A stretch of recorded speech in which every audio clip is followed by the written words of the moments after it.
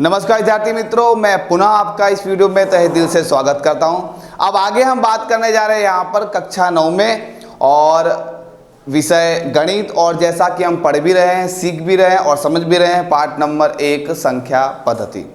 तो आइए दोस्तों, हम आगे बात करने जा रहे हैं यहाँ पे प्रश्नावली 1.5 में सबसे पहला प्रश्न। और इस पहले प्रश्न के अंदर आपको अंदर 5 प्रश्न दिए गए हैं जिसे हमें बारीकी से हल करना है, उसे समझना है। ठीक है, तो पहला क्या दिया है, बताइए नीचे दी गई संख्याओं में कौन कौन से परिमेय है और कौन कौन से अपरिमेय है, इसकी हम यहाँ पर बात करते हैं। तो सबसे पहले बात करते हैं कि पहले कुछ 4 चीज़ें हैं जो मैं आपको बता देना चाहूँगा। ध्यान रखना, परिमेय संख्या और अपरिमेय संख्या, इनका अंतर अर्थात घटाव और जोड़ हमेशा अपरिमेय संख्या होता है। परिमेय संख्या और अपरिमेय संख्या, इनका गुणा और इनका भागाकार हमेशा अपरिमेय संख्या होता है। अब इस बात को समझने के लिए, इस तर्क पर तथ्य निकालने के लिए, तो हम यहाँ पर इसको समझेंगे अच्छी तरह से। सबसे पहला दिया है, पहला यहाँ पर देखते हैं, पहला 2 माइनस वर्गमूल में 3। अब 2 जो है, ध्यान समझना, पूर्णांक संख्या, पूर्णांक के अंदर आपका धनात्मक, ऋणात्मक और शून्य, ये जितनी भी संख्या है ये सारी परिमेय संख्या है। इसके अलावा वर्गमूल के अंदर हो, ठीक है, तो वैसी संख्या है जिनका पूर्ण रूप से वर्ग नहीं निकलता है, तो ऐसी संख्या अपरिमेय संख्या के रूप में गिनी जाती है। तो यहाँ पर दिया है पहला सवाल 2 माइनस वर्गमूल में 3। तो उत्तर लिखने जा रहा हूँ, यहाँ पर 2 यह परिमेय संख्या है। कौन सी संख्या है? परिमेय संख्या है। तथा वर्गमूल में 3 यह अपरिमेय संख्या है। ठीक है, कौन सी संख्या है? अपरिमेय संख्या। आगे बात करूं, इसलिए या फिर यहाँ पर लिख सकते हैं, हम जानते हैं कि परिमेय संख्या तथा अपरिमेय संख्या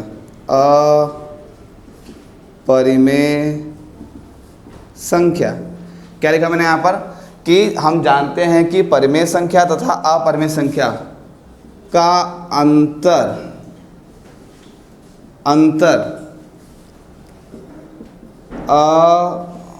अपरिमेय संख्या ही होता है।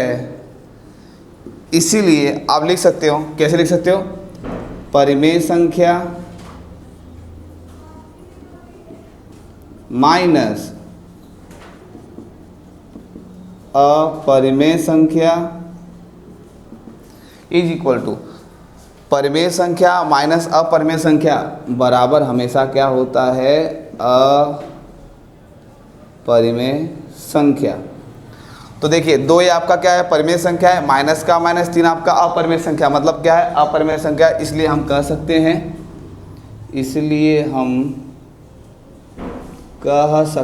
हैं कि 2 माइनस वर्गमूल में 3 यह अपरिमेय संख्या है। तो यहाँ पर हमने क्या कर दिया, पहला क्वेश्चन सॉल्व कर दिया। ऐसे तो ये एक लाइन का ही है, लेकिन मैं आपको समझाना चाहता हूँ कैसे ये अपरिमेय संख्या बनता है। दूसरा क्वेश्चन आपको दिया है, दूसरा देते हैं, 3 कोष्टक में 3 माइनस वर्गमूल में 23 और बाहर वर्गमूल में 23। तो यहाँ पर आप ध्यान देंगे, ये शायद प्लस है, तो यहाँ पर लगा देते हैं। ठीक है, 3 प्लस वर्गमूल में 23 कोष्टक बंद माइनस वर्गमूल में 23। तो कैसे इसको हल करेंगे देखते हैं यहाँ पर। तो 3 प्लस वर्गमूल में 23 तो कोष्टक हटाऊंगा, ये क्या आपका माइनस में वर्गमूल में 23। तो आप ध्यान दे सकते हैं प्लस का वर्गमूल 23 माइनस का वर्गमूल 23 ये कट जाएगा, तो आपके पास आंसर क्या आ गया, तो आपके पास आंसर 3 आ गया। और मैंने कहा था कि धनात्मक पूर्णांक हो, ऋणात्मक पूर्णांक हो या शून्य संख्या हो, वे सारी संख्याएं परिमेय संख्या कहलाती है। इसलिए हम कह सकते हैं, इसलिए हम कह सकते हैं कि क्या कह सकते हैं कि 3 प्लस वर्गमूल में 23 माइनस वर्गमूल में 23 यह परिमेय संख्या है। क्यों परिमेय संख्या है? तो आपके पास कितना आंसर बचा है, 3 बचा है, और 3 क्या है, परिमेय संख्या है। इसलिए ये जो आपका सवाल है 3 प्लस वर्गमूल में 23 माइनस वर्गमूल में 23 क्या है, परिमेय संख्या बनेगी। तो आगे हम तीसरा सवाल देखते हैं। तीसरा सवाल क्या दिया हुआ, ध्यान से देखेंगे अच्छी तरह से।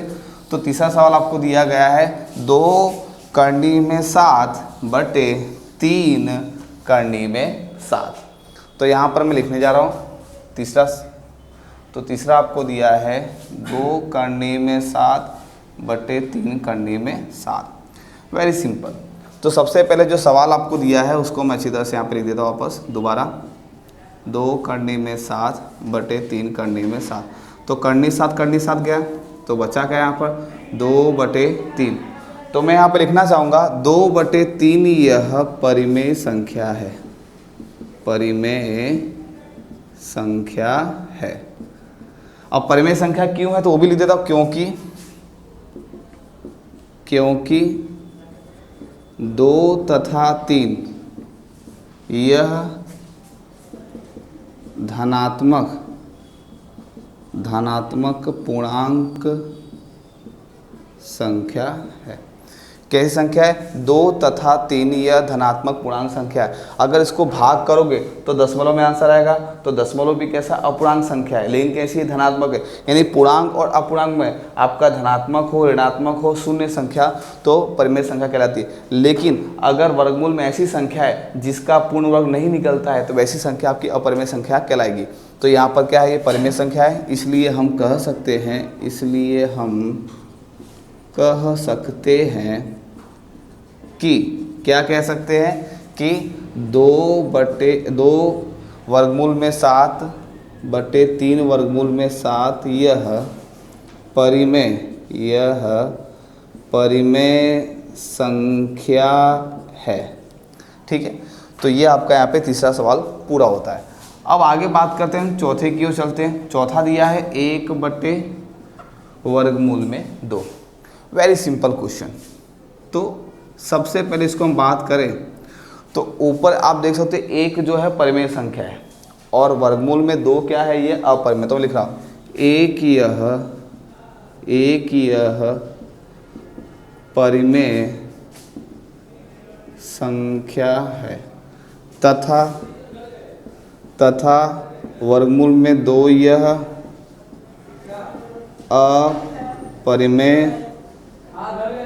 अपरिमेय संख्या है। अच्छा, अब इस बात को साबित कैसे करोगे, तो इसके लिए आपको लिखना पड़ेगा हम जानते हैं कि क्या जानते हैं कि परिमेय संख्या बटे अपरिमेय संख्या हमेशा अपरिमेय संख्या होती है। तो लिख रहा हूँ परिमेय संख्या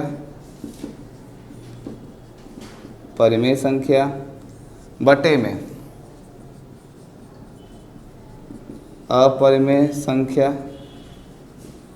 ठीक है, परिमेय संख्या बटे अपरिमेय संख्या, या बटे नहीं करना है तो इसको मिटा के आप यहाँ पे भाग का लिख सकते हैं। भाग या परिमेय संख्या और अपरिमेय संख्या, परिमेय संख्या और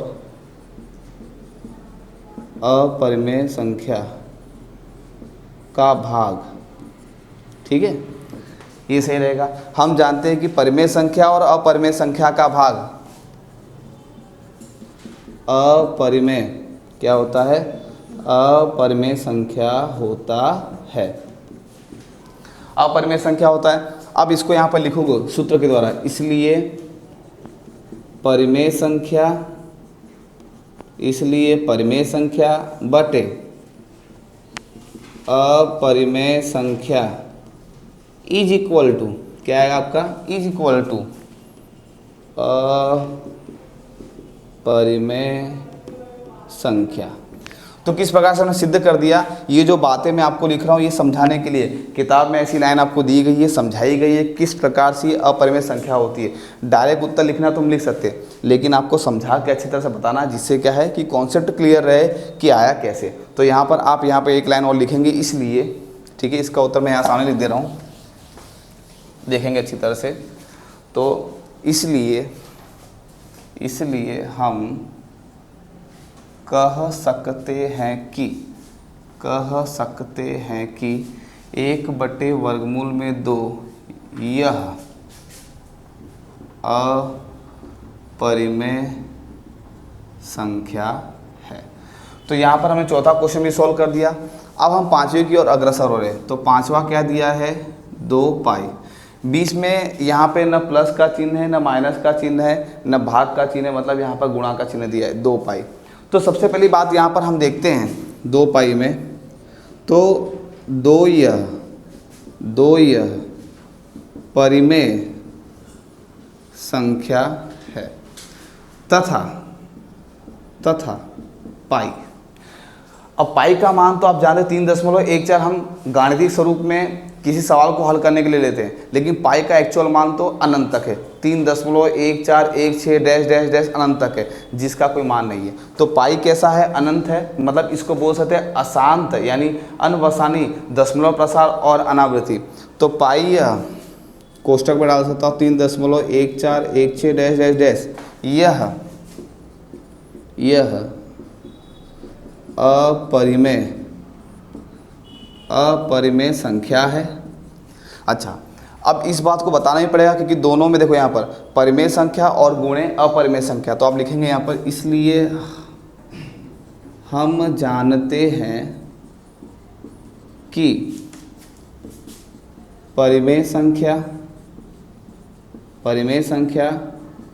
तथा अपरिमेय संख्या का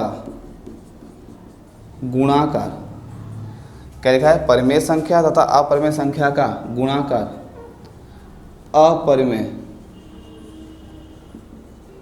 अपरिमेय संख्या होता है। तो यहाँ पर ये तो हमने लिख दिया।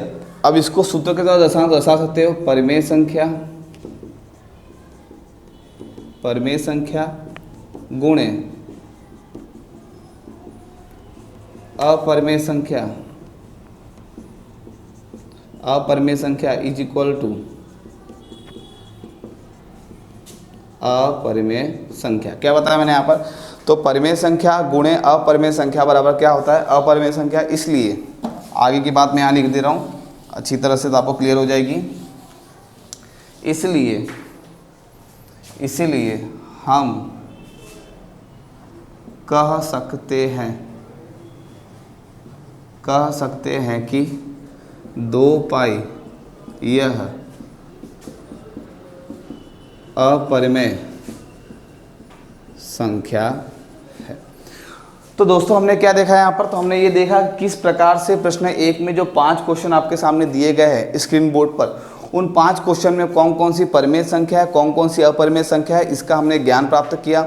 और साथ ही साथ हमने ये भी सीखा, ये भी जाना कि अपरिमेय संख्या और परिमेय संख्या होती कैसे, किस प्रकार से इसका उत्तर हम लिख सकते हैं। तो यहाँ पर ये भी हमने सीखा। तो दोस्तों आज की इस वीडियो में हम इतना ही रखते हैं।